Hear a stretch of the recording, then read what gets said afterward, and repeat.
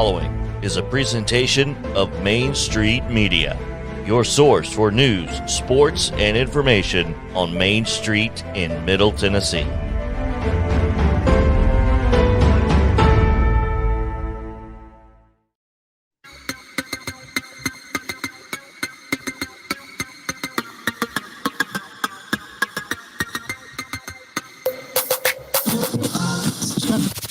From preps to pros and everything in between, it's Southern Middle Tennessee Sports Today. Live from the Lee Company studio. With the Hall of Famer Mo Patton, here's Chris Young. Welcome into a Wednesday edition. It is Hump Day here on Southern Middle Tennessee Sports Today in our first full week since before Christmas and our last full week before next week. Because we won't have a full week next week either.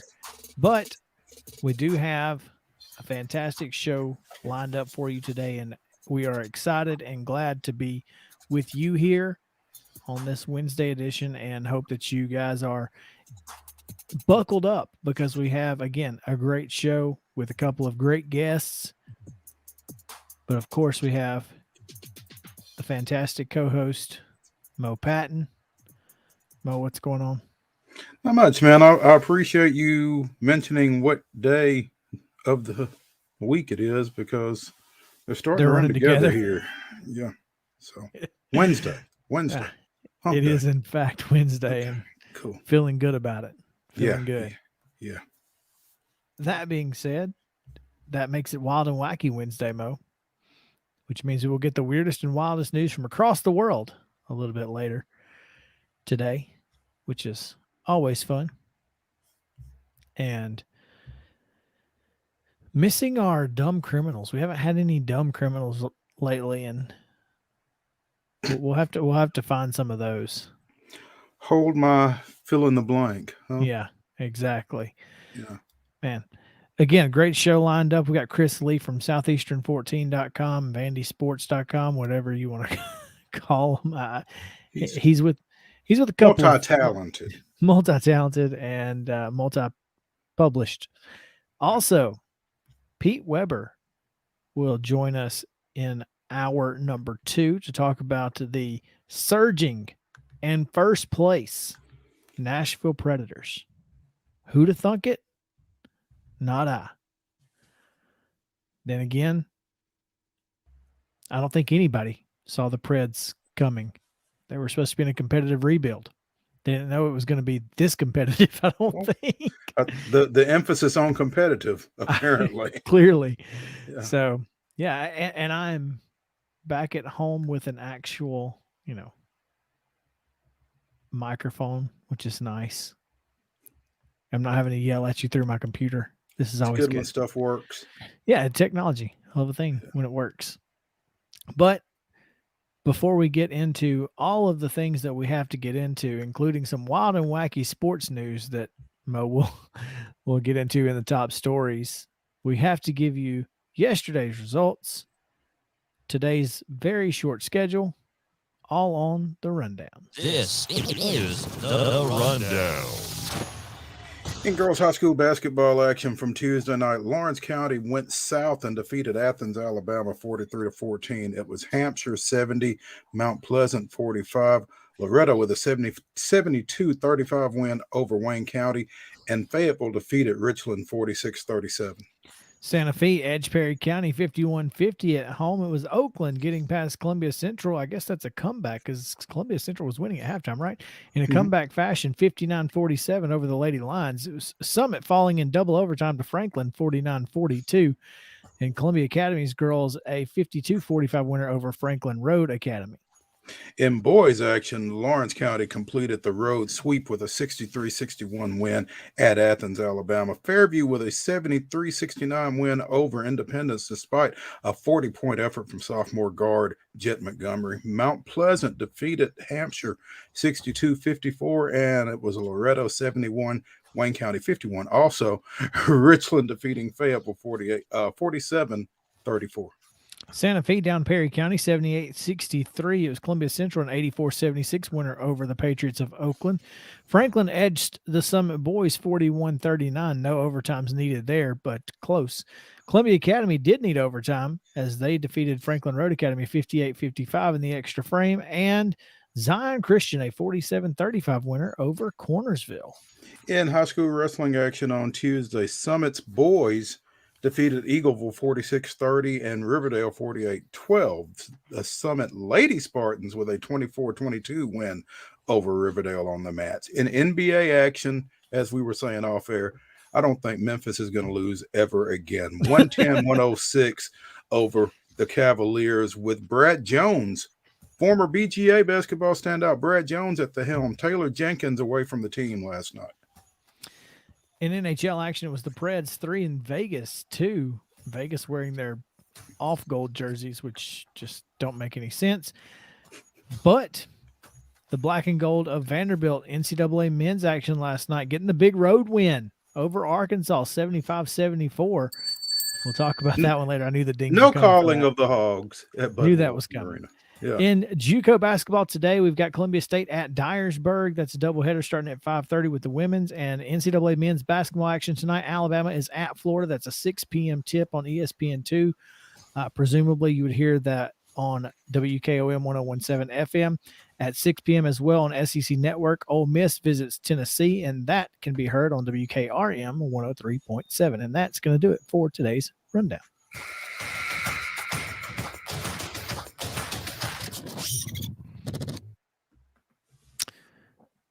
Anonymous Camel today. Okay. Much like last week and Hump Day. Exactly. It's perfect. Unlike last week where we had no humps or two humps, depending on which way you wanted to look at it. Poor Sally. Poor Sally. Mo, today is a big day. Yesterday, Derrick Henry's birthday. Today, he is designated to return to practice, but remains on the injured reserve list. He's allowed to practice, but he will still be on the injured reserve list.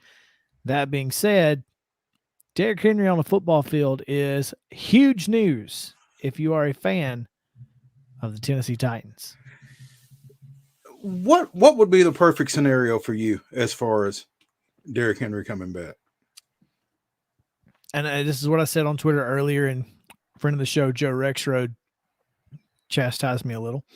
I said, let's treat this like preseason for Derrick and give him a couple carries. Give him 10 carries, 10, 12 carries. Just let him get hit, Mm-hmm. Let's see what it's going to, get his legs going, get the rust off. And Joe said, well, he doesn't play in preseason. And I said, well, 17 carries for 58 yards against Arizona says maybe he should. So, I don't know what Joe necessarily would have prescribed, but I'm thinking, 6 to 8 carries. Like I said, just enough to get out there to see if the foot is going to be sore or anything like that. And if so, deal with that, because I would really like for him to hit that second round game after the Titans get this bye with the win over Houston on Sunday, at full strength. And, as Mike Vrabel has said today, playing with full confidence in the injury and that kind of thing. I'd like for him to be able to go,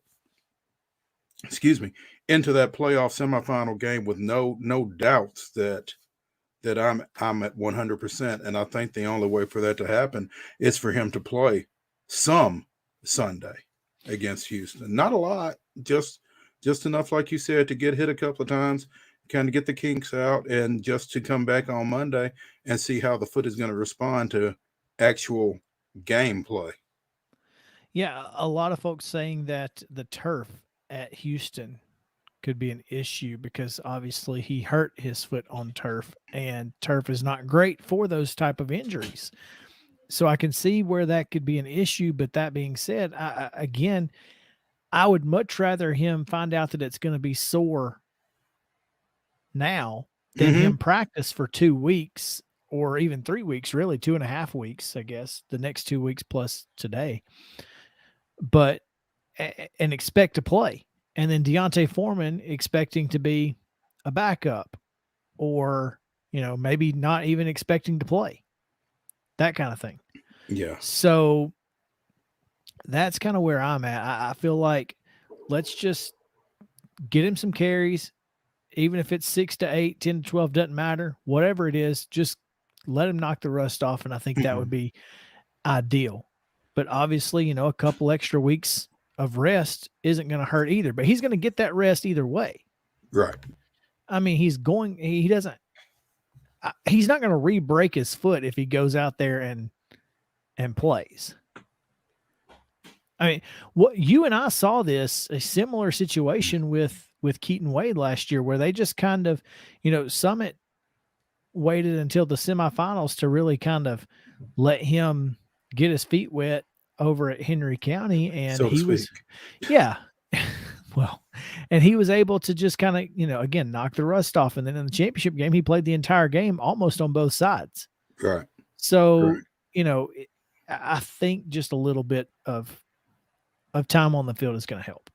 I think, again, Vrabel's talked about it earlier today.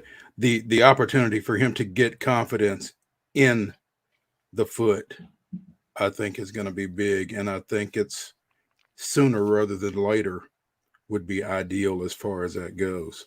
But, at that time, the Titans got some decisions to make. Yeah. I in think the backfield. I think Hilliard ends up being the odd man out, unfortunately, as good as he's been at times. Just because he doesn't have the swivel that McNichols has, basically? He doesn't have the pass blocking capability that McNichols has. Okay. That's not from me watching. That's from other people who understand that better than I do. Right. So it's I think it's a good problem to have. Having 4 really good running backs is unusual in this league and a great problem for us to have, no doubt. Looking forward to seeing this offense at full strength. So, real quick, got about 3 minutes left, and I have to get to this story because I came across it and thought it was hilarious. Former Evansville men's basketball coach Walter McCarty is suing the school, saying he's owed more than $75,000. The lawsuit was filed December 20th and said he's owed a bonus of $48,000, which is for exceptional fundraising for the 2018-19 season, and another amount for 2019-2020 that is undetermined, but it's supposed to be about the same, give or take. Equal to or greater than. Well, and they're only asking for 75, so they could be asking for 96. Instead, they're just asking for 75. But this is my favorite part. The lawsuit alleges that Evansville fired McCarty because, quote, it could not afford the contractual obligations resulting from Mr. McCarty's success.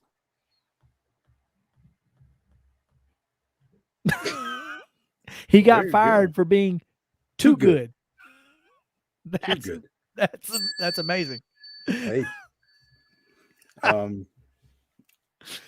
mean, apparently in this contract he got 20% of men's basketball ticket sales and 25% of the fundraising dollars the program raised as an incentive bonus to his base salary. So if he raised funds and had people coming to games, then he got part of that money. That seems like a good deal for somewhere like Evansville. After beating the number 1 team in the nation, garnered national publicity for the university, and putting the men's basketball program on a winning trajectory, that number I was owed was significant. I never received a dime.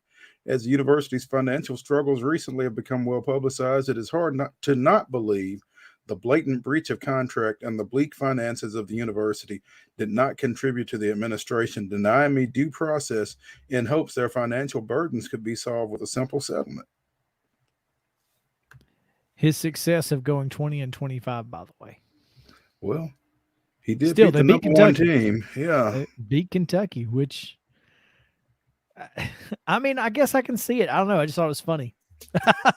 At the same time, he was put on leave for violating Title IX, apparently, accusations of sexual misconduct and violations of Evansville's Title IX policy, and later fired. So, interesting tenure there for Coach McCarty. Who knows?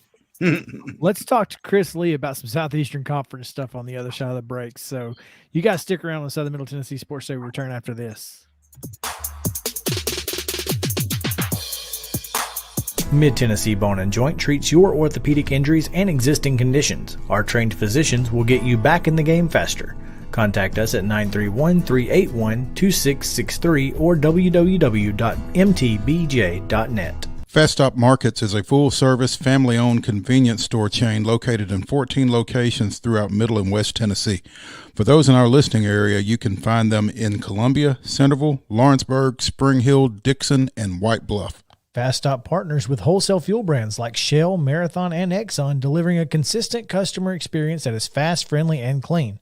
If it's not already, it will soon become your go-to store to shop in town or on the road. Festop Markets is proud to be keeping you moving in Tennessee.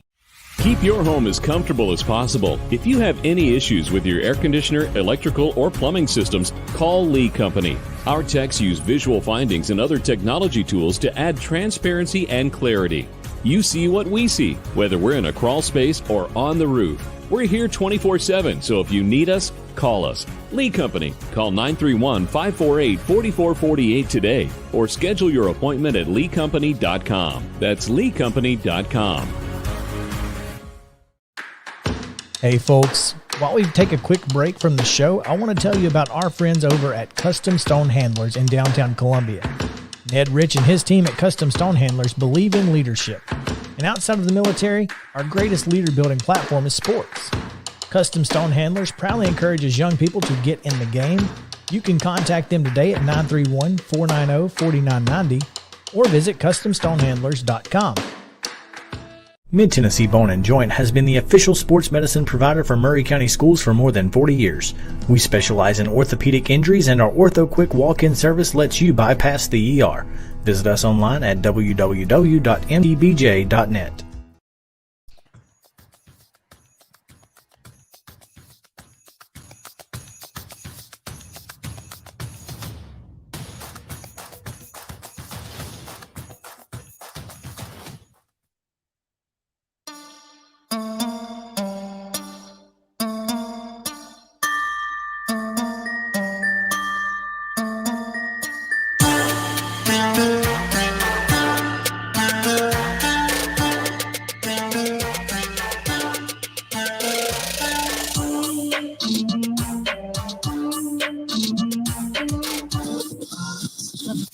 Covering the teams you care about. It's Southern Middle Tennessee Sports Today.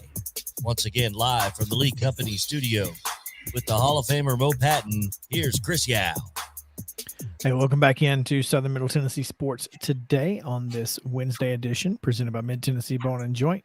We are live from the Lee Company studio and glad to have you with us here on this Hump Day edition. Wild and wacky Wednesday. Weirdest and wildest news from across the world coming at you in the final segment of the day, so stick around for that. It's always a lot of fun. The wild and wacky continues in the Southeastern Conference hoops world, Mo. A lot of folks surprised with how LSU has, well, they were 12-0 before losing their conference opener, and a lot of folks thought they were what some might call undefeated on paper because that's basically what they were playing against. But last night, though, something I don't think a lot of people expected, and that was for Arkansas to lose for the first time in 16 games at their home arena, and Vanderbilt taking them down despite having a couple of guys foul out. So, including Scottie Pippen Jr. after he missed a dunk and then got called for a foul on the rebound try. That's rough. So, the SEC basketball schedule and season is about to really heat up because there are about 8 teams who could really be in the hunt for the top 2 seeds. So looking forward to it. But to talk about it, let's go to someone with a little more knowledge than we, Mo. Let's visit with Southeastern14.com's Chris Lee. Chris, welcome in. What's going on, man? Good afternoon. It was a really fun night in SEC basketball last night. You mentioned some of the endings. Vanderbilt had a good one, but there were about 3 of them across the league in the 4 games last night. And hopefully that's going to point to a really fun regular season, which I suspect we're going to have. Yeah, that was exactly what we were talking about, just how much parity there is in the SEC this year. It just feels like it could be anybody at any point, getting a win on the road in conference play, and that's not something you expect, before the season started. Everybody thought it was Alabama. You've got some really good teams. I think you've got Auburn at the top. To me, it looks like a Final Four team. They've got all the parts, and they haven't even had them all together much of the year. Alabama has struggled at times, but is very talented. Tennessee's very talented. Kentucky's very talented, although maybe some health issues there after last night. Arkansas, I don't know what they are right now. Struggling for sure, but a talented team. The state's talented. Vandy, if the dominoes fall right, could maybe sneak into the NCAA even. Texas A&M, not a lot of people are talking about those guys. They went and got one on the road last night, and I think they're 12-2. I think there's a lot of good to great teams in this league, and I think that's going to make it very interesting, really throughout the whole season. Because I think the schedule of league games this year, there's barely going to be a Tuesday or Wednesday that you can tune in that it won't be something compelling to watch. And having said that, Chris, you talked about going on the road and getting wins. And when you can go on the road in the SEC and get one, regardless of who the team is, it just feels bigger. And again, for Vanderbilt to go over to Bud Walton and come out with a win against this Arkansas team, it just, would this qualify as Stackhouse's, signature victory to this point?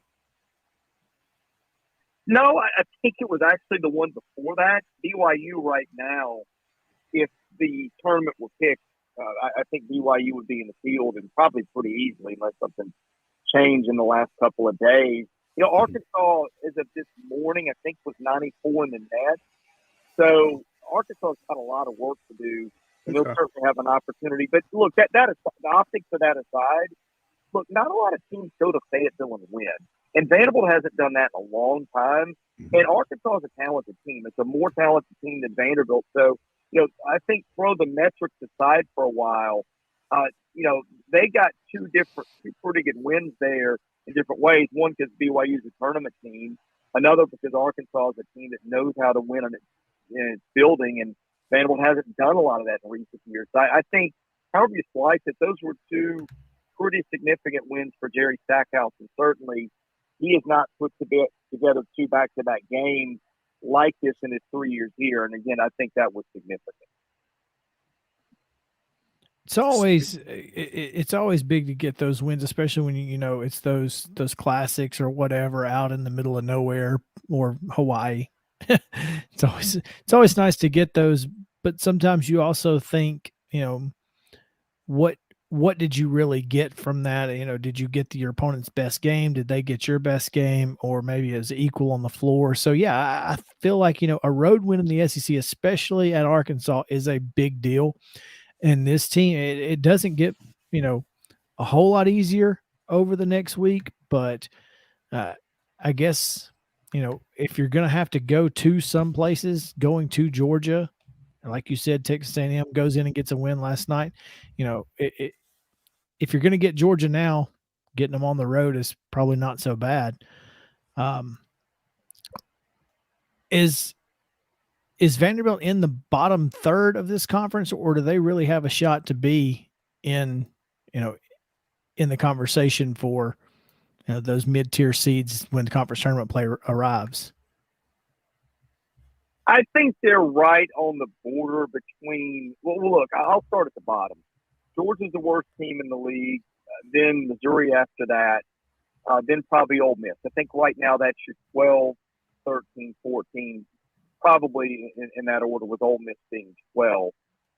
From there, you've kind of got to scramble where I think you've got South Carolina, which probably actually is 11. I would say that. Then you've got probably Vandy and A&M and Arkansas fighting for those 8, 9, 10, somewhere in there. You could see Florida drop down in that range too, because I don't really know what the Gators are.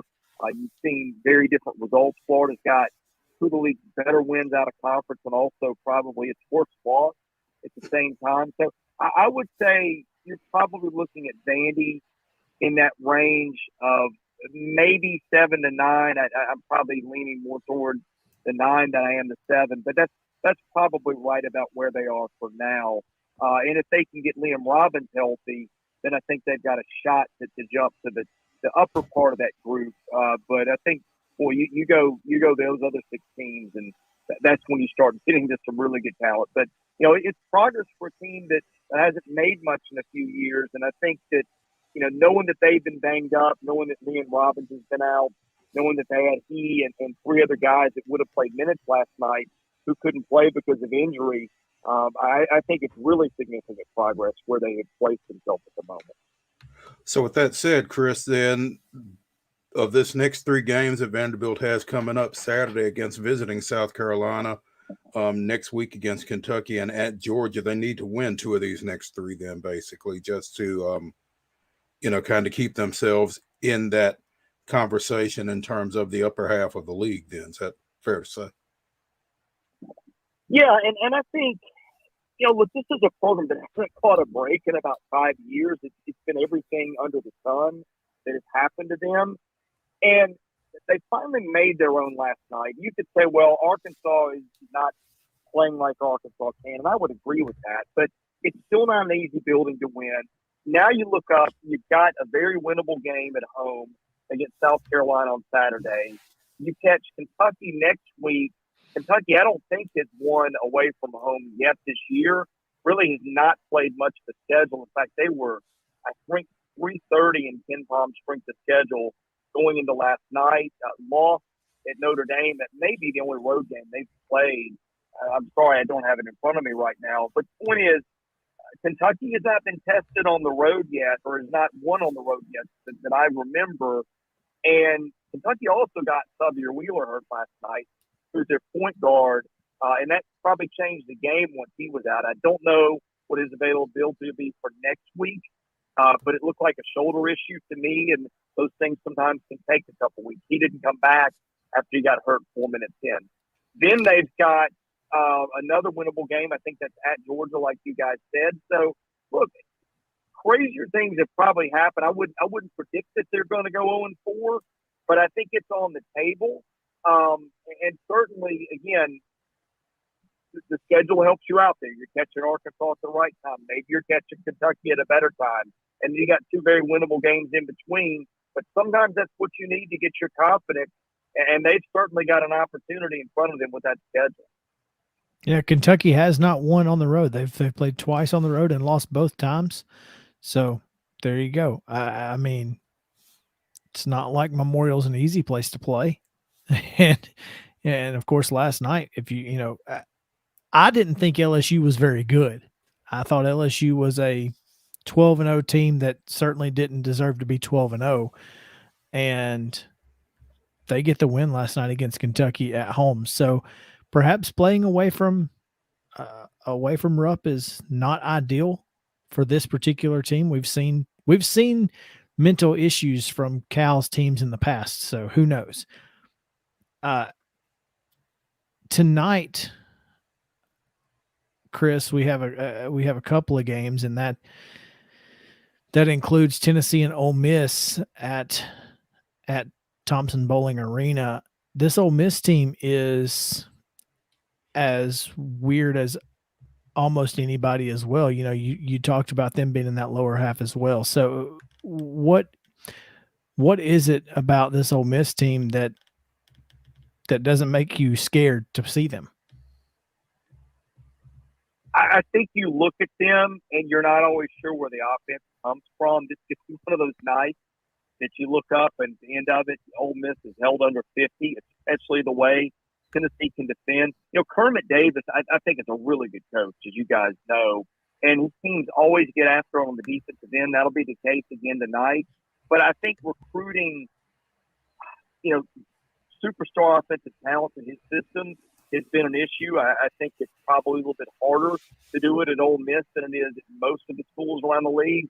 I just don't know that Ole Miss has got the guns to go in Knoxville and win, especially when Tennessee can defend you the way it can. I don't know where they are today, but they've been either number one or number two in Ken Palm's adjusted defensive efficiency. LSU, by the way, being the team that they've alternated with. But I think that's the problem for Ole Miss, is just where do the buckets come from.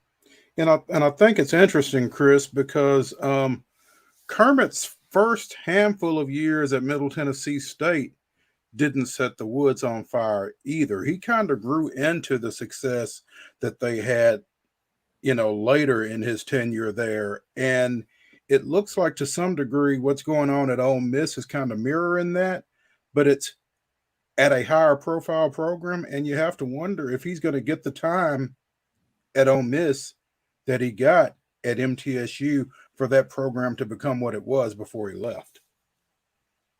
Yeah, I hope that he does. You know, the interesting thing is that Ole Miss just fired a guy before him in terms of wins and losses who've been about as good as they'd had for an extended period of time, right? I mean, I think back to Ole Miss basketball, and Rod Barnes put a couple of years together, but that didn't really last. And he was an alum and should have been a fit. And I think Andy Kennedy, you know, the peak there was never great, but they were always in that probably 8 to 10 range in the league every year in terms of wins.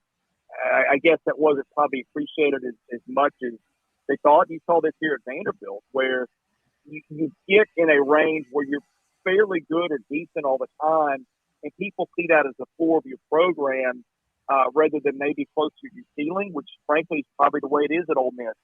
I don't know how that'll go for him. I get the feeling that the fans are getting a little restless with him and feel like they should be doing better. But I hope he gets some time, because I think that they're going to have a hard time finding a much better coach than he is. And frankly, they got rid of a pretty good one in Andy Kennedy too. And, you know, it hasn't gone better for them yet. But I think Kermit,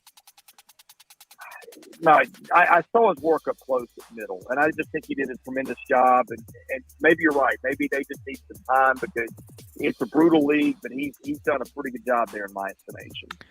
Well, Mo, it's the same thing we always hear. We talk about it all the time. Ole Miss has a pretty big false sense of self-worth. So wouldn't surprise us if he had to go, but it is what it is. Chris Lee of Southeastern14.com. Chris, thanks so much for taking some time with us. We always appreciate it. Thank you, guys. All right. When we come back, we will go backwards. Let's talk high school hoops on the other side. So stick around. Southern Middle Tennessee Sports Today returns. Mid-Tennessee Bone & Joint treats your orthopedic injuries and existing conditions. Our trained physicians will get you back in the game faster. Contact us at 931-381-2663 or www.mtbj.net. Festop Markets is a full-service, family-owned convenience store chain located in 14 locations throughout Middle and West Tennessee. For those in our listening area, you can find them in Columbia, Centerville, Lawrenceburg, Spring Hill, Dixon, and White Bluff. Festop partners with wholesale fuel brands like Shell, Marathon, and Exxon, delivering a consistent customer experience that is fast, friendly, and clean. If it's not already, it will soon become your go-to store to shop in town or on the road. Festop Markets is proud to be keeping you moving in Tennessee. Keep your home as comfortable as possible. If you have any issues with your air conditioner, electrical, or plumbing systems, call Lee Company. Our techs use visual findings and other technology tools to add transparency and clarity. You see what we see, whether we're in a crawl space or on the roof. We're here 24/7, so if you need us, call us. Lee Company. Call 931-548-4448 today or schedule your appointment at leecompany.com. That's leecompany.com. Hey folks, while we take a quick break from the show, I want to tell you about our friends over at Custom Stone Handlers in downtown Columbia. Ned Rich and his team at Custom Stone Handlers believe in leadership. And outside of the military, our greatest leader building platform is sports. Custom Stone Handlers proudly encourages young people to get in the game. You can contact them today at 931-490-4990 or visit CustomStonehandlers.com. Mid-Tennessee Bone and Joint has been the official sports medicine provider for Murray County Schools for more than 40 years. We specialize in orthopedic injuries, and our Ortho Quick walk-in service lets you bypass the ER. Visit us online at www.mtbj.net.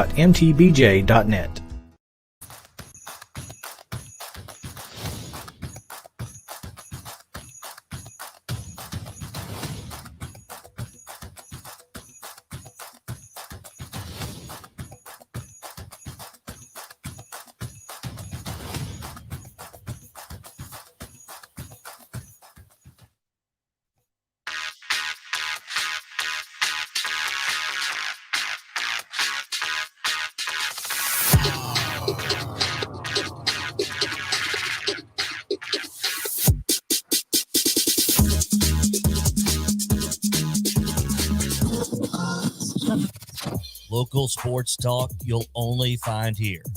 It's Southern Middle Tennessee Sports Today. Live from the Lee Company studio with the Hall of Famer Mo Patton, here's Chris Yao. Welcome back in Southern Middle Tennessee Sports Today, presented by Mid-Tennessee Bone and Joint, and we are talking about high school hoops in this segment, Mo. Okay.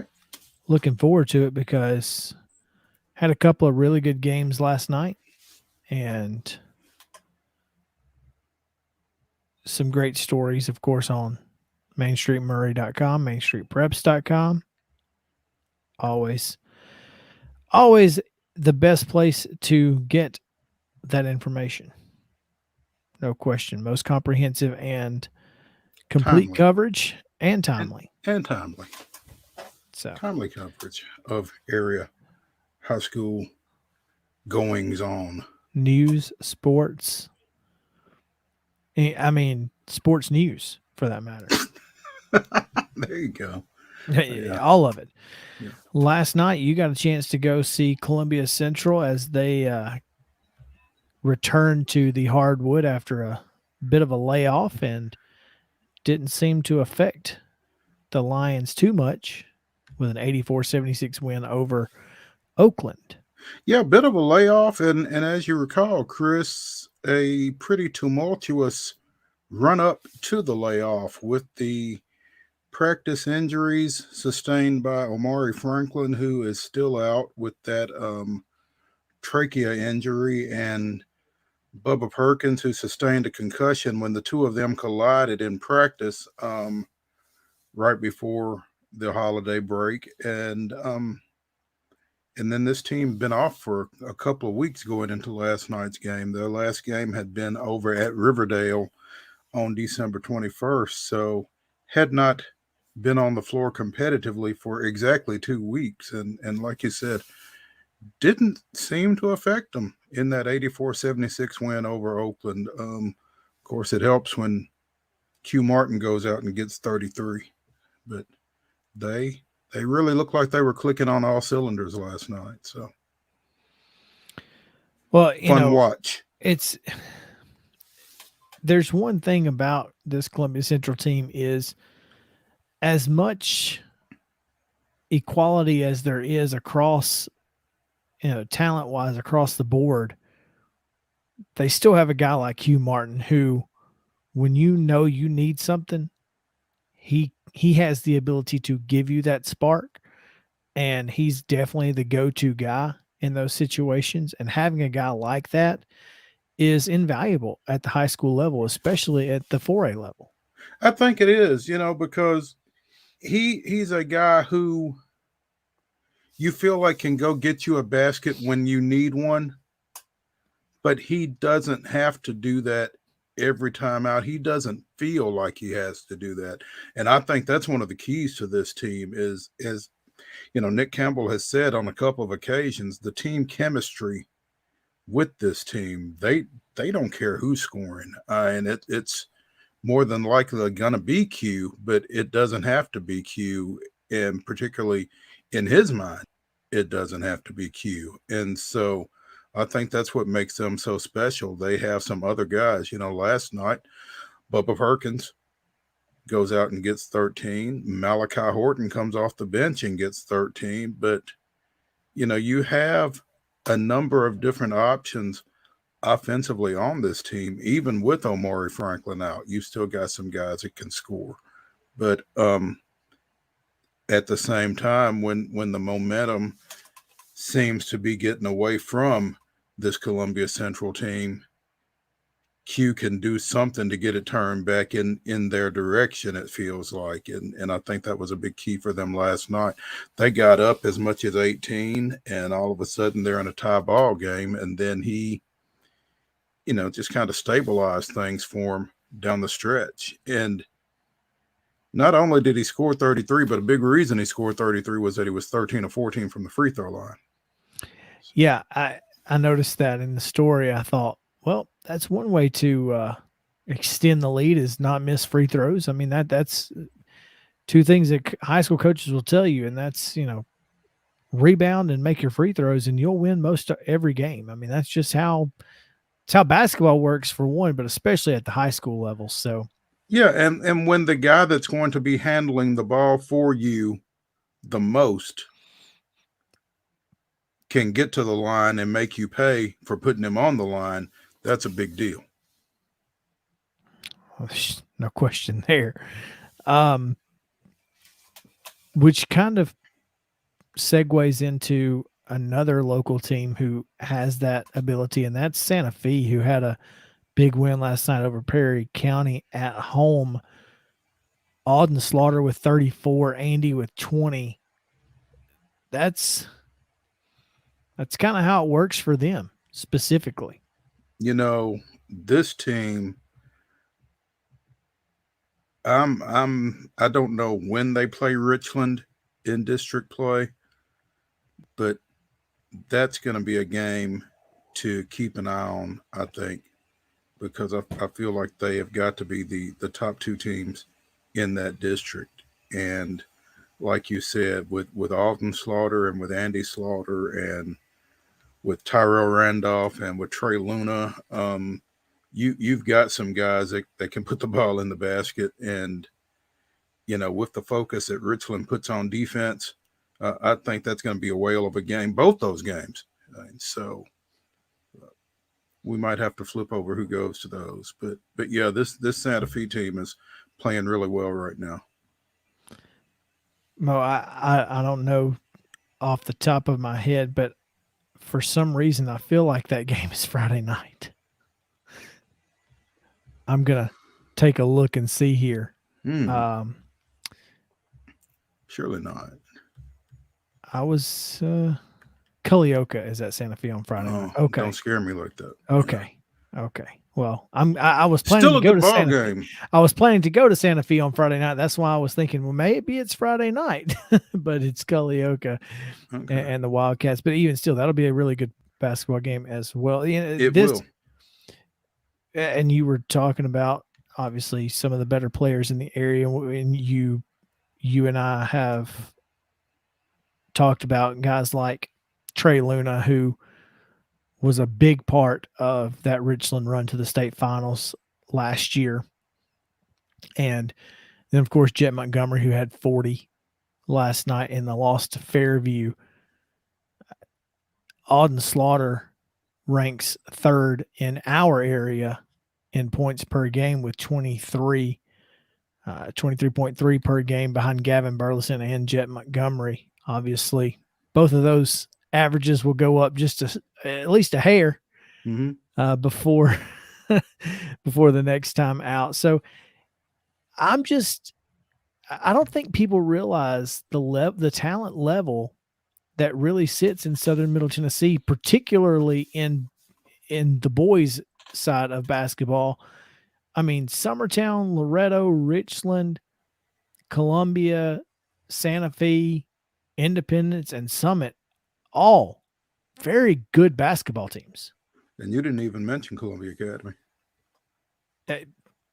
Exactly. I mean, it's incredible to think about the level of talent that on any given night you can go to any gym within a 30-mile radius and see a really good basketball game full of talented kids. And the thing is, we're talking about potential inclement weather this weekend. Murray County schools have been closed, by the way. Till when? Yeah, they've announced that tomorrow they will be closed. So tomorrow I assume that means that all extracurriculars will also be postponed. Yeah. Well, if that runs over into Friday, here's the schedule for Friday. Collinwood at Hampshire, Columbia Academy at Grace Christian of Franklin, Columbia Central at Page, Culleoka at Santa Fe, Fairview at Spring Hill, FC Boyd at Zion Christian, Independence at Summit, Richland at Wayne County, and Summertown at Lawrence County. That's Friday's slate. There are at least 4 games, maybe more, on that list that, if you're just a basketball junkie, you're kind of hurt that they're not going to come off on Friday night, that you're not going to be able to get to them. And like you said, that Culleoka Santa Fe game is going to be a really good one. I'm really looking forward to this Independence Summit game, should it be played. Summit coming off that tough loss last night to Franklin, and Independence losing over at Fairview, but both of them having a pretty good week last week.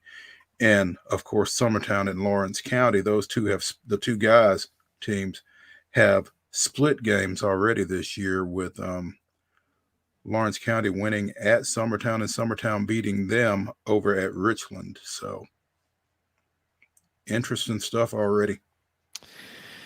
On the girls' side, pretty good. Obviously, you've got Miss Basketball Carly Weathers down at Loretto, but Katie Burdett at Summertown. You've got Maddie Lewis, who plays at Columbia Academy, who's definitely one of the better basketball players in this area. And, we don't talk enough about, we talked about Sierra Stedman quite a bit last year. Her sister Prairie leads the area in points per game with 22.5 points a game.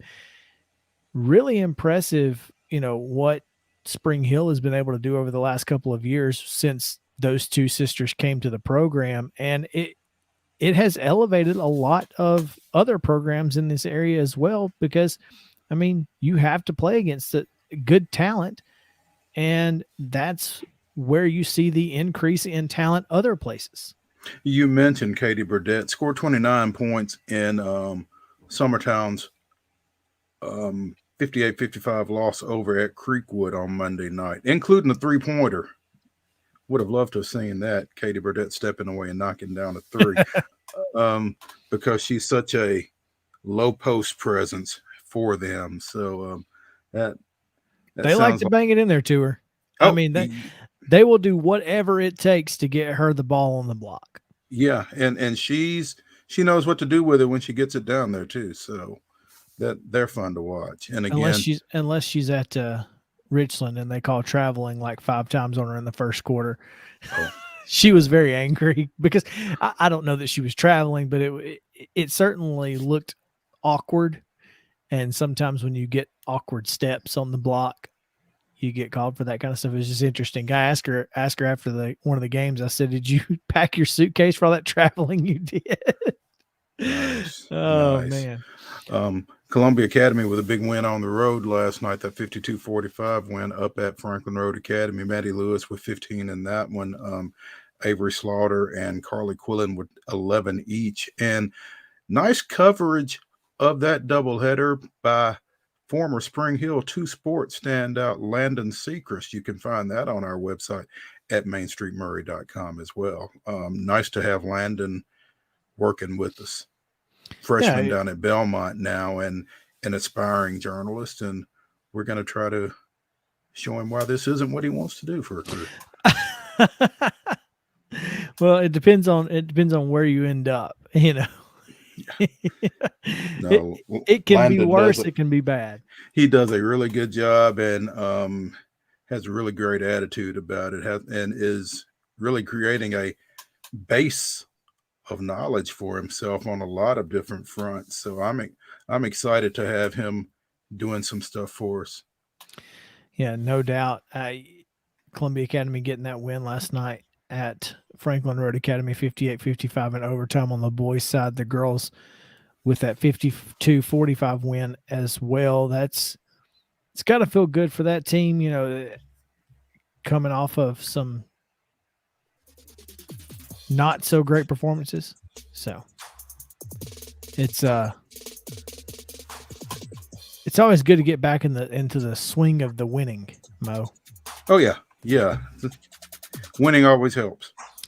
Winning cures a lot of things, as Mike Vrabel said on his show last night. I watched a little bit of the Mike Vrabel show with Mike Keith, and that's what he said. Winning cures all. So when we come back, we've got special guest Pete Weber joining us to talk about the league leading Nashville Predators. So stick around. It's going to be a lot of fun on Southern Middle Tennessee Sports Today. We'll be right back after this. Mid-Tennessee Bone and Joint treats your orthopedic injuries and existing conditions. Our trained physicians will get you back in the game faster. Contact us at 931-381-2663 or www.mtbj.net. Festop Markets is a full-service, family-owned convenience store chain located in 14 locations throughout Middle and West Tennessee.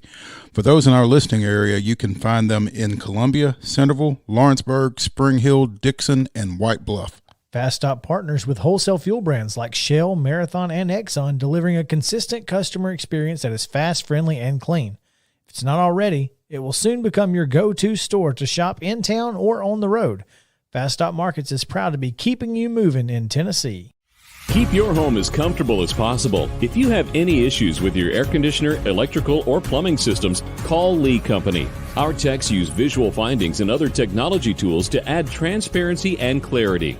You see what we see, whether we're in a crawl space or on the roof. We're here 24/7, so if you need us, call us. Lee Company. Call 931-548-4448 today or schedule your appointment at leecompany.com. That's leecompany.com. Hey folks, while we take a quick break from the show, I want to tell you about our friends over at Custom Stone Handlers in downtown Columbia. Ned Rich and his team at Custom Stone Handlers believe in leadership. And outside of the military, our greatest leader building platform is sports. Custom Stone Handlers proudly encourages young people to get in the game. You can contact them today at 931-490-4990 or visit CustomStonehandlers.com. Mid-Tennessee Bone and Joint has been the official sports medicine provider for Murray County Schools for more than 40 years. We specialize in orthopedic injuries, and our Ortho Quick walk-in service lets you bypass the ER. Visit us online at www.mtbj.net.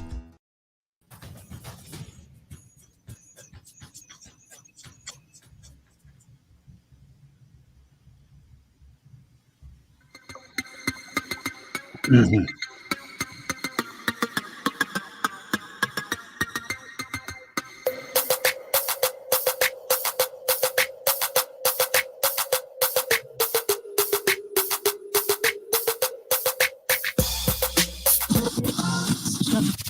From preps to pros and everything in between, it's Southern Middle Tennessee Sports Today.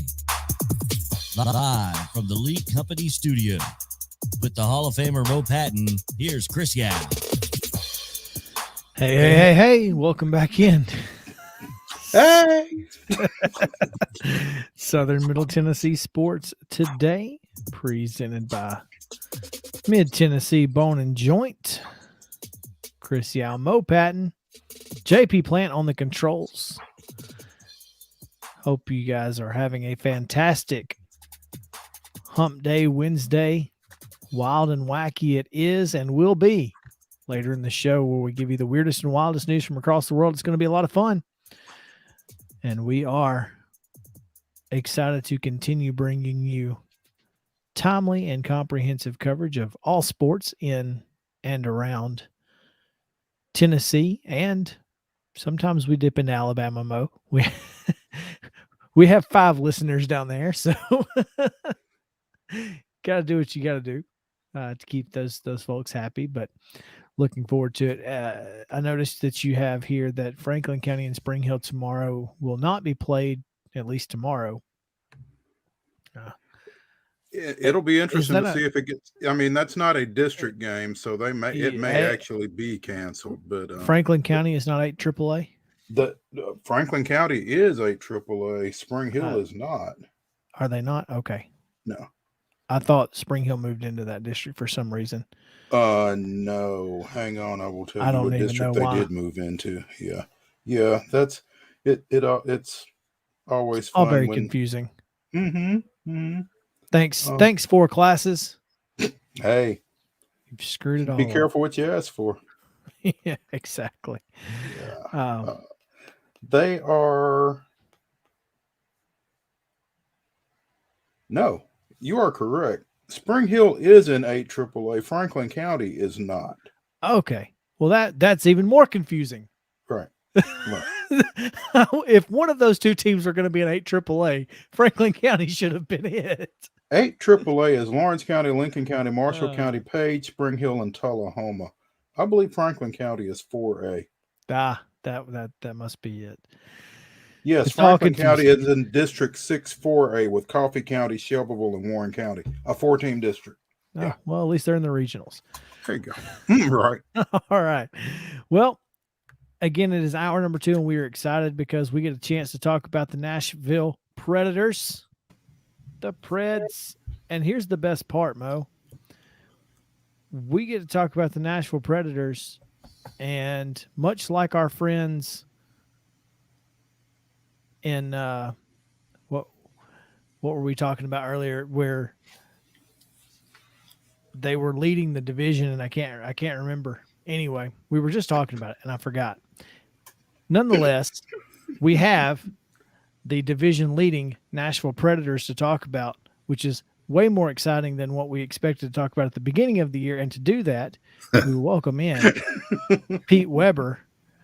And doesn't get much better than that. Pete, what's going on? How are you? Doing well. Just awoke from a nap here in Los Angeles. It was a late flight in here last night from Las Vegas, and quite the game last night thrown in by the Preds, and the Vegas Golden Knights really put on a late press. So, and I did a game solo last night, a hockey game, for the first time since 1976. Congratulations. Thank you. And I'm going to be doing the next 2 in the same format. Oof. That's not ideal, but I guess if you're going to do a broadcast on your own, Los Angeles is kind of a place to do it in honor of Vin Scully. In honor of Vin Scully, absolutely. And I, just being in the same business with him is an honor to me. Yes, I know he retired, but I may invite into the booth for a little visit tomorrow night a Hockey Hall of Famer who was my partner here years ago, Bob Miller, for maybe 5-10 minutes. I would imagine, Pete, 60 minutes of play-by-play by yourself, you will invite anybody that would come for a few minutes. And Maurice, I know you're aware of what this was like. I'll never forget doing 20 innings by myself at Busch Stadium in Indianapolis back in what it was, 86, I believe it was. And the big benefit of that was that the bathroom was right next to the visiting broadcast booth. So that was a great help that particular night. You'll take any help you can get. Yes, absolutely. Any edge I can gather.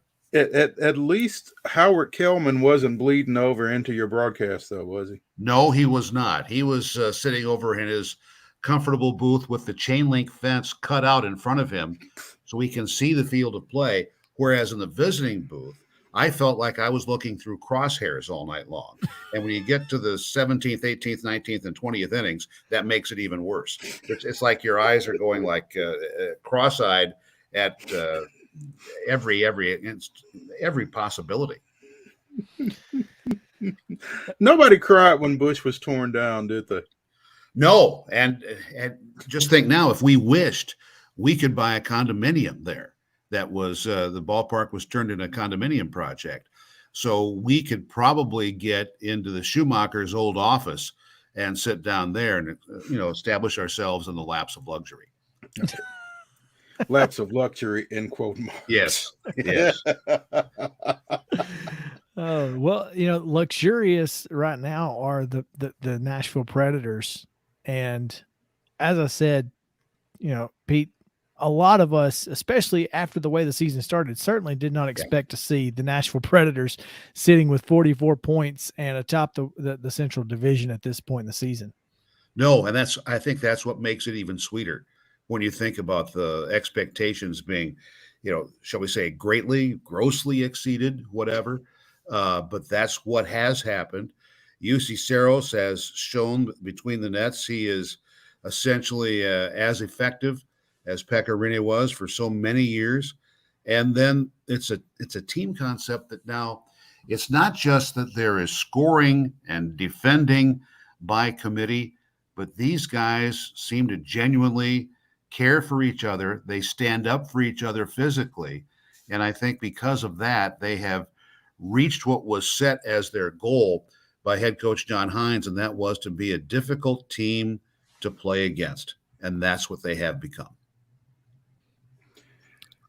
Pete, this win last night, the first for this team since December 17th when they defeated the Blackhawks in overtime. Although, to be fair, they had 4 games that were not played due to 12 days COVID without issues. games. Yeah. So, I mean, it's got to feel pretty good to knock the rust off a little bit, I guess.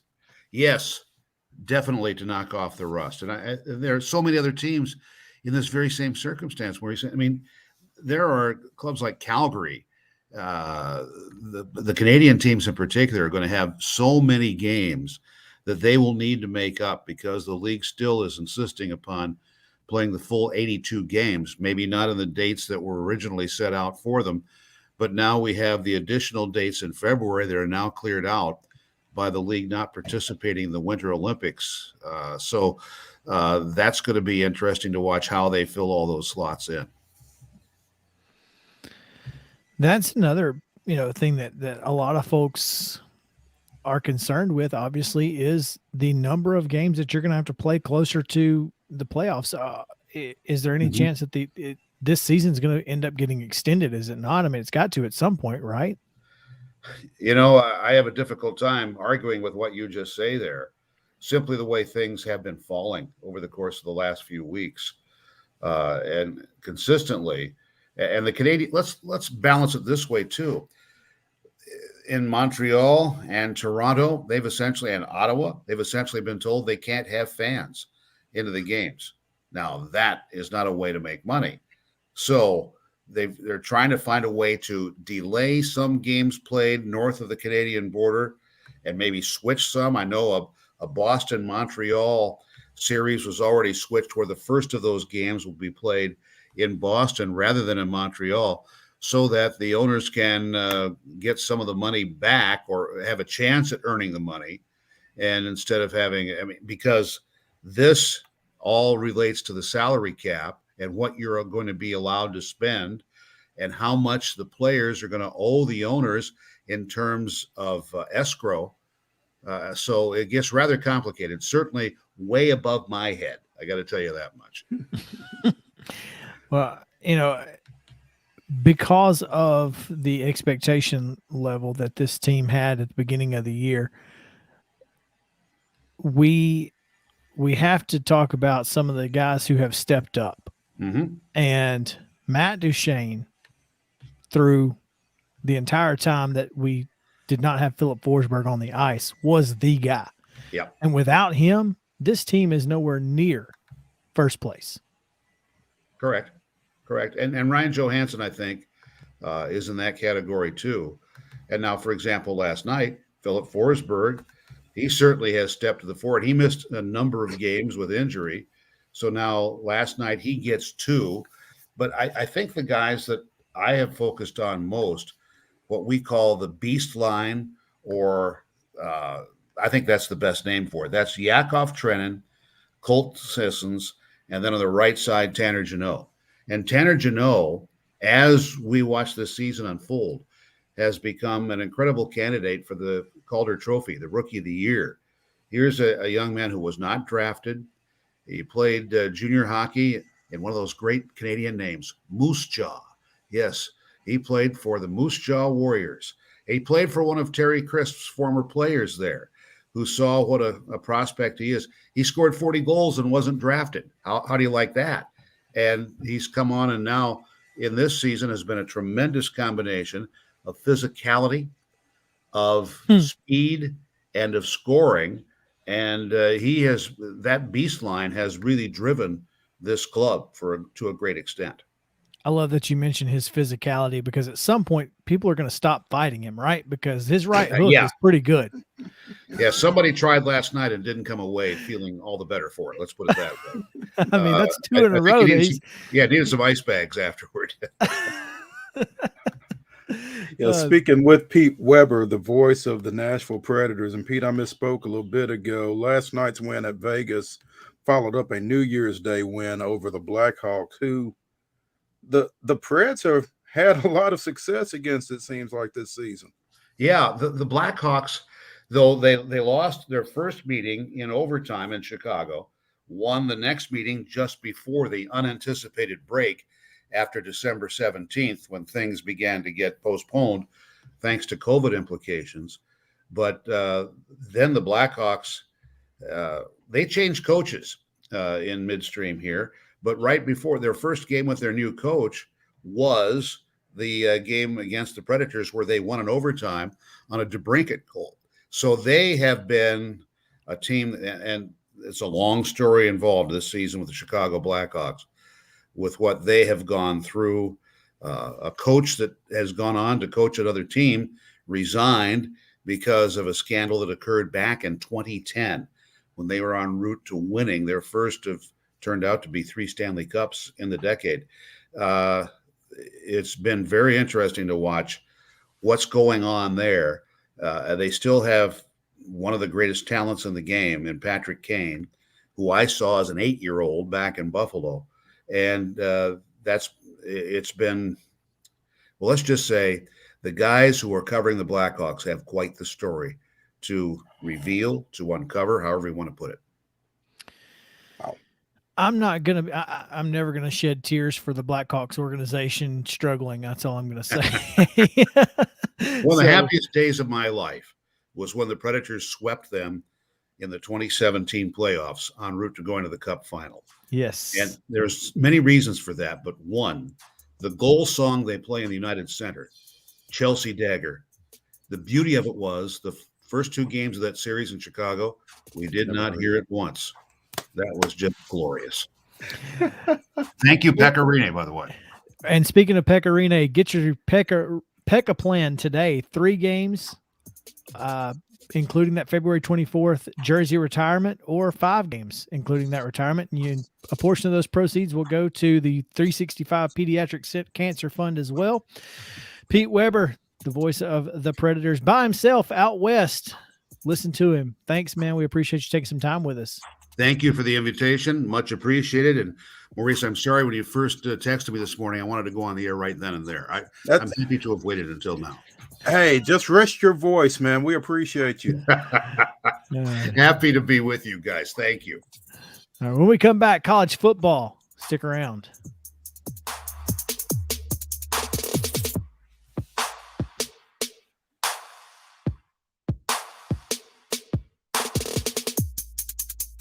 Mid-Tennessee Bone and Joint treats your orthopedic injuries and existing conditions. Our trained physicians will get you back in the game faster.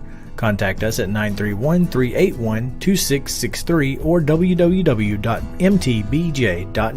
Festop Markets is a full-service, family-owned convenience store chain located in 14 locations throughout Middle and West Tennessee. For those in our listening area, you can find them in Columbia, Centerville, Lawrenceburg, Spring Hill, Dixon, and White Bluff. Festop partners with wholesale fuel brands like Shell, Marathon, and Exxon, delivering a consistent customer experience that is fast, friendly, and clean. If it's not already, it will soon become your go-to store to shop in town or on the road. Festop Markets is proud to be keeping you moving in Tennessee. Keep your home as comfortable as possible. If you have any issues with your air conditioner, electrical, or plumbing systems, call Lee Company. Our techs use visual findings and other technology tools to add transparency and clarity.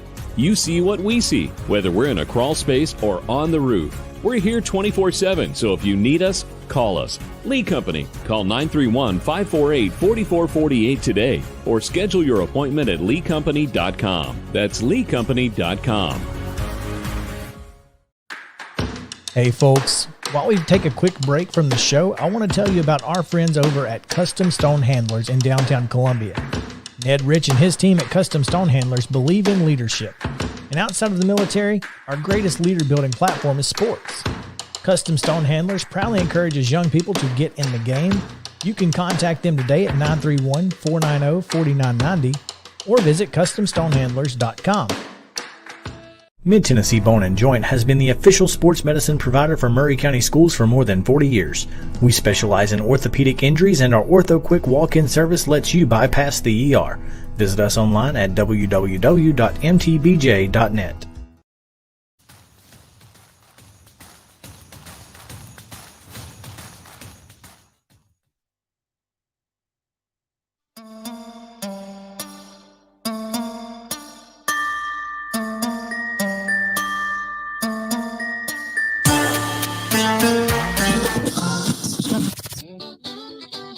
This is Southern Middle Tennessee Sports Today.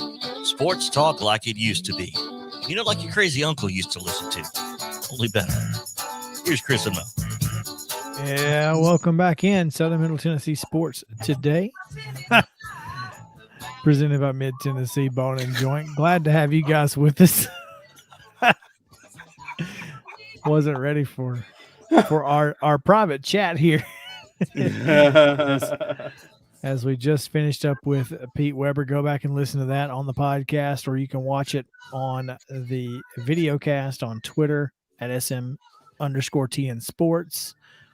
You can also see it on Facebook, YouTube, and anywhere else that you get your podcast. If you want to listen, we have a special guest podcast. If that's the only thing you care about that happened on today's show, you can listen to just that podcast as well. So, Man, it's always fun to get Pete on. Yeah. He's never is he boring. And always a wealth of knowledge, man. And I tell you what, again, he's doing these. He did last night by himself. He's doing these next two by himself. I wouldn't be talking to anybody if I didn't have to. So, yeah, really appreciate him coming on. It's not easy to do. I mean, especially hockey is. I guess that's one positive is that hockey is really active. So kind of like basketball, it's easier to do by yourself than other sports. It's more taxing though. But it is certainly taxing on the voice. There's no question there. Speaking of, did you see that they actually had to heat the ice at the Winter Classic because it was so cold? I saw something about that, but I didn't pay as much attention to it as I probably should have. Heat the ice. Yeah, apparently it was so cold they ended up having to use the ice warmer because to make sure that it wasn't, too frozen. Too frozen. Yeah. You're looking for Goldilocks ice, huh? It's got to be just right. Just right. Goldilocks ice. Well, I mean, it was what, -2 degrees with a wind chill of -20? Thought I heard -17 wind chill or feels like or whatever. But yeah, once it gets to negative, I don't know. It doesn't matter what difference point. It makes. Yeah, exactly. Oh man. Well, it is Wild and Wacky Wednesday. We'll give you the weirdest and wildest news from across the world coming up soon. And before that, though, I saw a story that college football commissioners who are, still looking into expansion of the college football playoff, they say that their focus is on the format of the playoff, not on necessarily worrying about what the end result of the games are would be or could be. I mean, we've not seen a good semifinal game in a long time.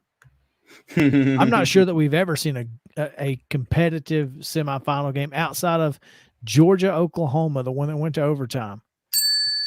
I think that's about the only competitive semifinal game that we've seen in the playoff era. So a lot of folks are saying that's proof that we don't need to expand. In fact, we need to contract and go back to the BCS model where we just have the top two or whatever. And well, now 2 years ago, Clemson and Ohio State played a 29-23 game. So just for what that's worth.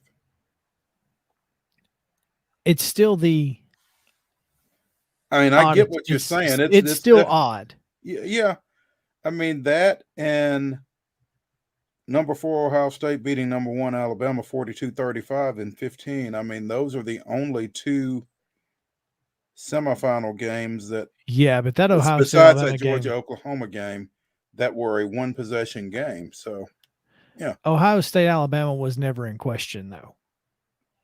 I mean, Zeke absolutely destroyed that team. I at no point during that game after the first quarter did I think, okay, Alabama's got a chance to win this, because they just weren't stopping him. So well, I mean, I'm just going to tell you, I don't remember it. I'm just looking at the scores, and in the semifinals, there are only 3 games that were a 1-possession game out of 2, 4, 6, 8, 10, 12, out of 14.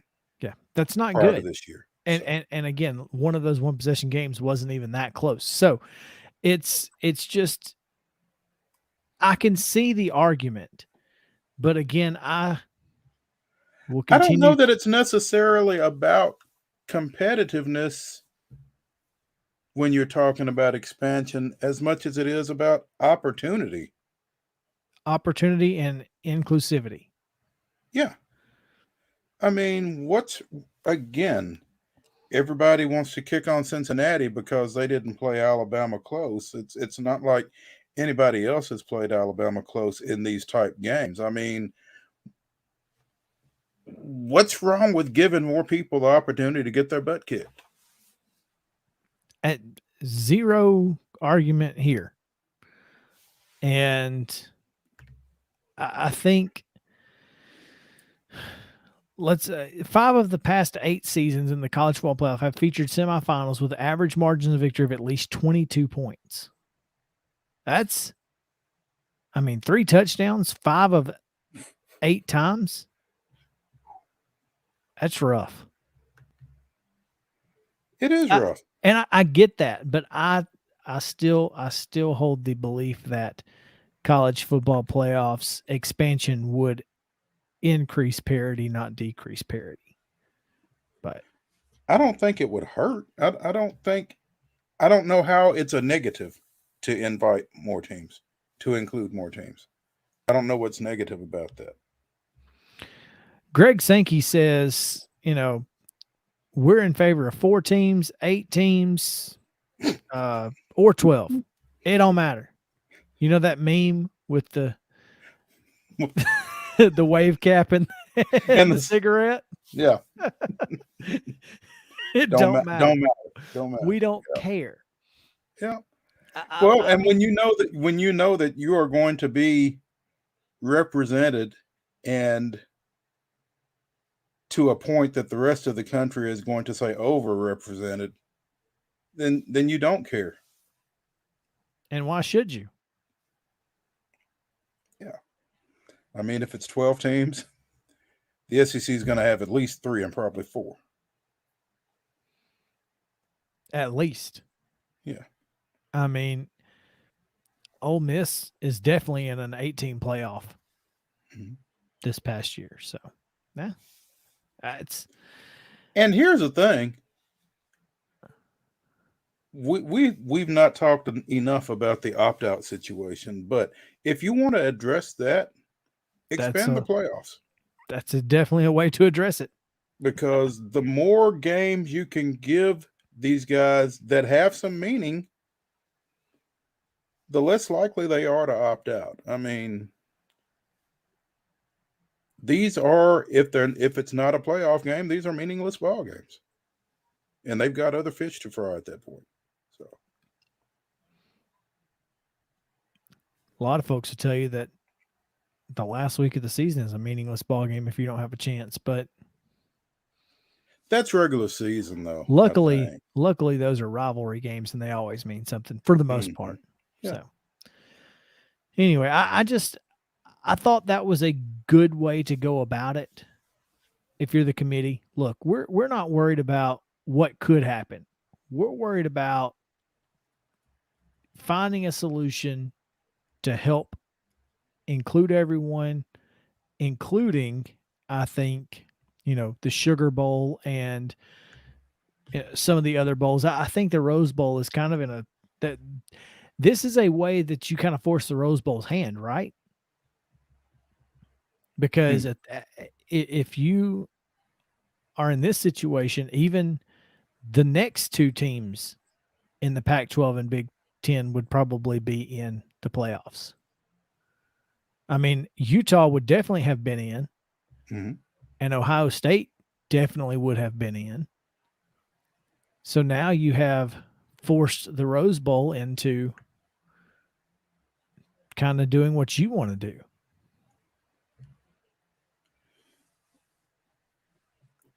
It would be an interesting dynamic if it got to that, to see how the Rose Bowl, does react. So, I mean, I personally think, the ratings, TV ratings for this year's semifinal games were pretty bad. Basically, almost on par with that first year where they were on New Year's Eve.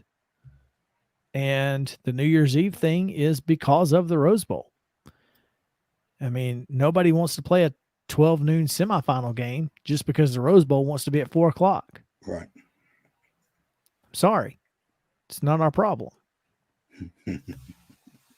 And that forces, that makes ESPN lose money, and they don't like that. No. So I don't know, man. I don't know what's going to happen. I still think 12 is a possibility, but I think at this point that 8 may be more likely. I really feel like 12 makes the most sense. I agree. Because I think it gives as we've said on here, it incentivizes that top 4 with a bye. I agree completely. I feel like, pushing them to give that extra week is ideal. So Michigan may be in trouble. This may help Harbaugh make some decisions. Aiden Hutchinson and David Ajabo have declared for the draft. So there's that. Not an ideal situation for that Wolverines defense that was also exposed a little by a not great Georgia offense, if that's one way to put it. I mean, this isn't one of the best offenses that we've ever seen from Georgia, and they kind of got rocked. So yeah. Is that what's going to end up being what gets Georgia beat, is simply not having a dynamic playmaker at the quarterback position?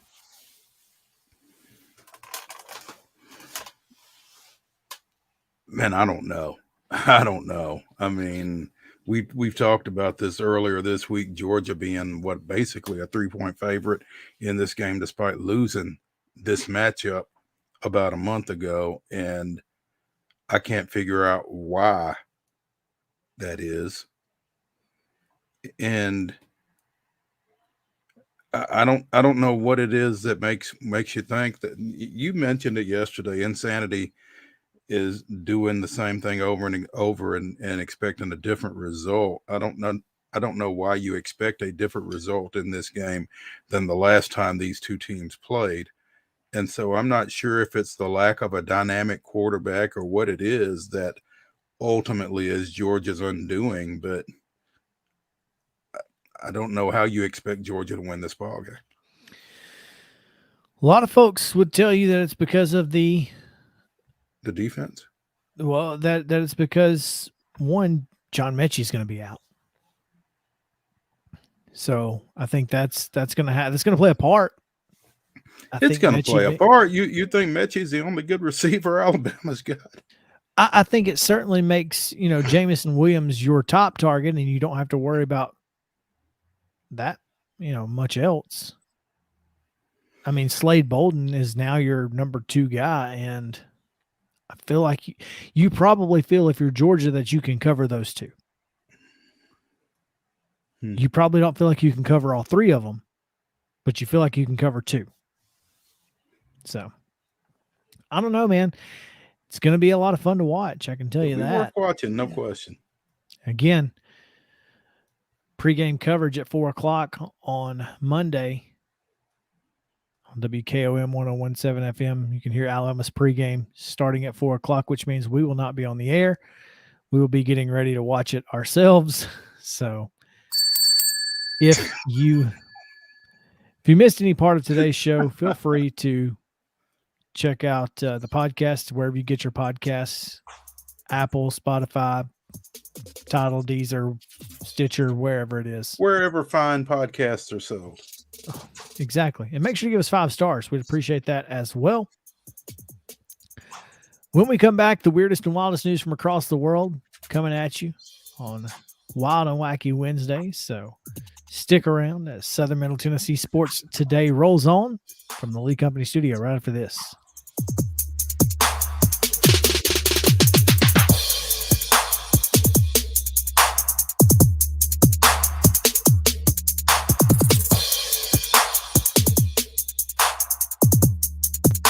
Mid-Tennessee Bone and Joint treats your orthopedic injuries and existing conditions. Our trained physicians will get you back in the game faster. Contact us at 931-381-2663 or www.mtbj.net. Festop Markets is a full-service, family-owned convenience store chain located in 14 locations throughout Middle and West Tennessee. For those in our listening area, you can find them in Columbia, Centerville, Lawrenceburg, Spring Hill, Dixon, and White Bluff. Festop partners with wholesale fuel brands like Shell, Marathon, and Exxon, delivering a consistent customer experience that is fast, friendly, and clean. If it's not already, it will soon become your go-to store to shop in town or on the road. Festop Markets is proud to be keeping you moving in Tennessee. Keep your home as comfortable as possible. If you have any issues with your air conditioner, electrical, or plumbing systems, call Lee Company. Our techs use visual findings and other technology tools to add transparency and clarity. You see what we see, whether we're in a crawl space or on the roof. We're here 24/7, so if you need us, call us. Lee Company. Call 931-548-4448 today or schedule your appointment at leecompany.com. That's leecompany.com. Hey folks, while we take a quick break from the show, I want to tell you about our friends over at Custom Stone Handlers in downtown Columbia. Ned Rich and his team at Custom Stone Handlers believe in leadership. And outside of the military, our greatest leader building platform is sports. Custom Stone Handlers proudly encourages young people to get in the game. You can contact them today at 931-490-4990 or visit CustomStonehandlers.com. Mid-Tennessee Bone and Joint has been the official sports medicine provider for Murray County Schools for more than 40 years. We specialize in orthopedic injuries, and our Ortho Quick walk-in service lets you bypass the ER. Visit us online at www.mtbj.net.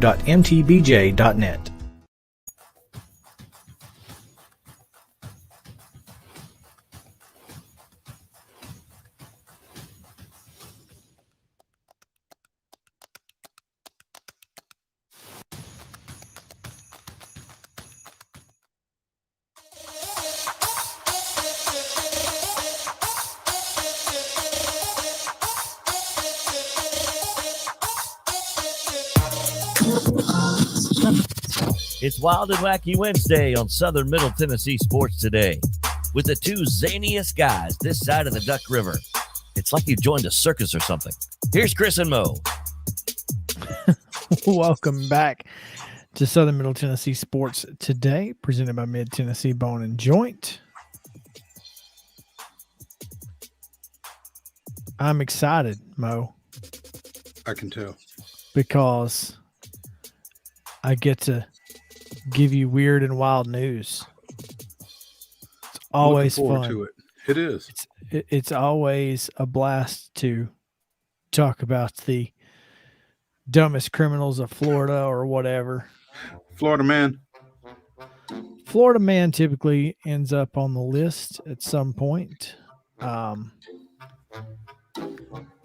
That being said, which, by the way, that being said, I got to stop saying that, because if I were at Michigan, the University of Michigan, that is a banished phrase for 2022. Really? Yeah, apparently Michigan has put out a list of words and phrases that are banished in 2022, and that is one of the phrases or words. So, Well, I'm gonna tell you, there's going to be a lot of high school athletes and transferring college athletes who are going to be terribly disappointed to hear that. other phrases topping the list was "wait, what?" and "no worries." Did you say that correctly? Wait, what? That's Yeah, that's like- correct. Wait, Yes. what? Well, yes. Sorry, the first reference of that in this story is "wait?" what? Okay. And then the second one is "wait, comma, what?" I think it's wait in an ellipsis and then what? I agree. It's just I like very- the ellipsis. Yeah. that was a little very confusing. Asking for a friend is on the list. New normal. You're on mute, like Mo earlier today. Yeah. Circle back and deep dive on the list. So I don't know what's wrong with deep dive. I kind of like that actually. yeah, deep dive. I want That's to know okay. if you're doing a deep dive. Circle back is okay. I mean, it's all these work from home. Yep, it's all Type- the work from home phrases. Yeah. That's exactly what it is. You know. Well, it is what it is. Let's put that one on the list too, huh? That one most definitely needs to be on the list. At least it's not a fluid situation. Steve. Oh boy. Well, folks, police in Delaware say a man who robbed a Wilmington bank on Saturday didn't keep the cash for long. No, after fleeing the Wells Fargo branch, he paused to make a deposit into the ATM outside. That's right. He robbed the bank and put it back in the Put it account. back in. Would you call that money laundering? I'm just going to say this. I don't know. You hate to see any bank robbed, but ... And, That's the best case. Oh, wait, what? no worries. Circle back to that for me, will you? Okay, so here's the fun part. 44-year-old California resident named, and this is what it says the name is. I cannot tell you if this is true or not. Mick Roberts Williams. Like I Robert don't- Williams. Mick Roberts. As in Mick Roberts. M-I-C-K, Mick? No. Mick Roberts, like a McDonald's, C. Okay. Like a Mick Roberts. Okay. but with an S. So not Mick Robert, Mick not Roberts. McLovin. Yeah. It's Mick Roberts Williams. He handed a note to the teller on and said a robbery is taking place. The 25-year-old woman gave him an undisclosed amount of cash, but then he went outside to make a deposit into the machine in the exterior of the building. Officers responding to the scene found him in a nearby shopping center and took him into custody without incident. He's charged with second-degree robbery and, $6,000 bond. If you rob a bank and then you deposit the money into said bank, did you really rob the Is bank? it still a robbery? That's what I'm saying. They what he should have done is written it on a deposit slip with his account number and said, "Put all the money in your till in this account." In this account. That's what he should have done. Well, what's the question? Possession is 9/10 of the law. ownership. Yeah. If he no longer possesses the money, I don't know. If he never possessed the money, That's true. Other than Can just we- walk out of the bank. Can we get your dad on the line on this one, JP? Yeah. That's- We need a ruling. A legal line. Yeah. Speaking of rulings, I did watch Judge Steve Harvey last night, and one of the people was from Alabama, Well, of course. and not just from Alabama, but from the town where my mom lived when I was growing up, and my brothers went to elementary school. Okay. So like, I'm on Facebook trying to get in touch with my cousins. I'm like, hey, do y'all know this guy? Because Just hey, not hey. no, not four Hayes, just one. I was like, come on now, y'all gotta know him. Apparently, one of my cousins did know his wife, and so in November of 2020, dude's sister gives him $5,000 to build cabinets in her house. Okay. All right, and so he had not finished the cabinets. I don't think he's even started the cabinets, as a matter of fact. A year later. Okay. Well, here's the thing. Between that time and now, lumber prices have skyrocketed. Yep. And he couldn't do it to his For that standards for $5,000. Okay. So they go through this whole thing. He's like, look, I've still got the $5,000 in my account. I didn't take it from you. I have every intention of finishing the project when I can afford to do it. Steve rules in the favor of the plaintiff, so he's got to give her the $5,000 back. But here's what happens just before that. She says, well, he doesn't know this. The sister says he doesn't know this, but we were planning on giving him an extra $5,000 at the end of the job just because he just had a baby, and we appreciated him doing it for such a low price. And I'm like, well, if you had the extra $5,000 and he needed extra money to finish the cabinets, why didn't you just give him the money?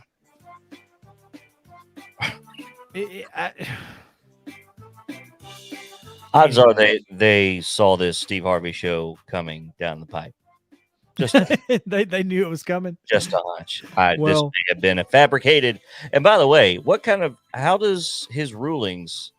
Well, mean, so he how did seems that like, hold up? like Judge Judy isn't a judge either. Yeah. Like you just you sign an agreement that says you're going to abide by whatever it is. The thing is that the show pays for it. The show pays the judgment and pays you to be on the show. Oh, it's Oh, a wow. win-win. So it's a win for everybody. You're literally Everybody. you're just airing your dirty laundry on national television.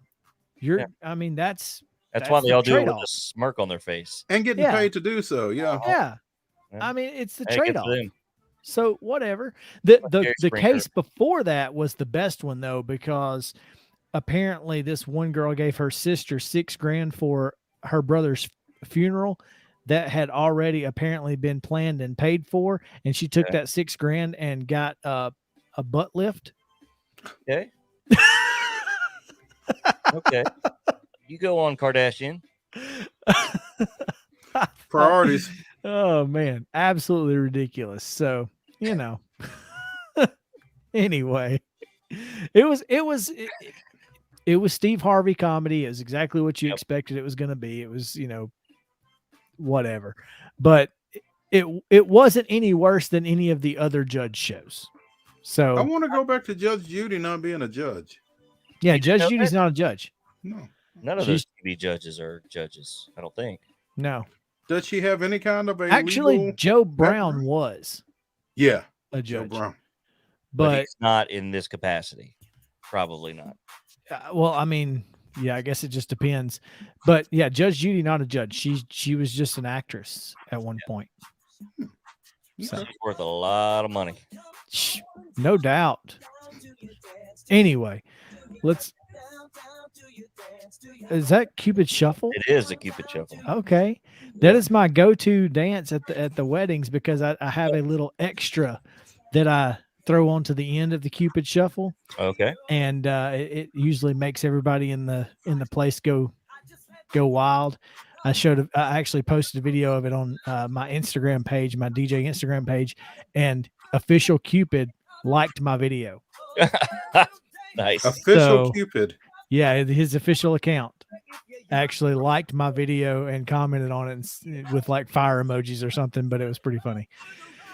Anyway, let's continue with the weird and wild of news. Well, you're the one who played it. I'm not hating on you. You had no idea. It's just Name dropper. Hey, use it. Apparently, in Texas, just before the end of the year, Texarkana said in a Facebook post that it was indeed raining fish during rainstorms.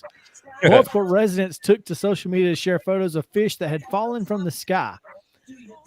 The Facebook post said animal rain is a phenomenon that occurs when small water animals like frogs, crabs, and small fish are swept up in water spouts or drafts that occur on the surface of the earth and then are rained down at the same time as the rain. Can you imagine how bad that smelled? No. And I guess when they land on dry land and they're there. What do you do? How do you get them out?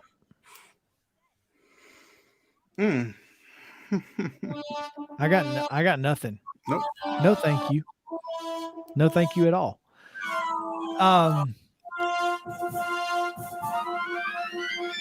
I've asked this question a number of times. We've talked on the show about dating apps and that sort of thing. A lot of folks out there on dating apps, but Muhammad Malik, a British bachelor, decided that wasn't good enough. Apparently, findmalikawife.com is a thing, and he has put up several billboards that includes his photo and the phrase "Save me from an arranged marriage" in Birmingham, England. Wow. Yeah. It directs women to his website, findmalikawife.com. He wrote on the website that a friend suggested he tried advertising after he struck out on dating apps. He said, quote, "I just haven't found the right girl yet. It's tough out there. Had to get a billboard to get seen." He's not wrong. I mean, it's like, well, what other way are you going to meet somebody other than swiping right? Well, I guess you could buy a billboard and put your face on it and say, findmalikawife.com.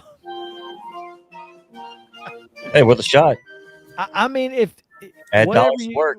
whatever you got to do, I mean, if it's good enough for companies, might as well try it myself.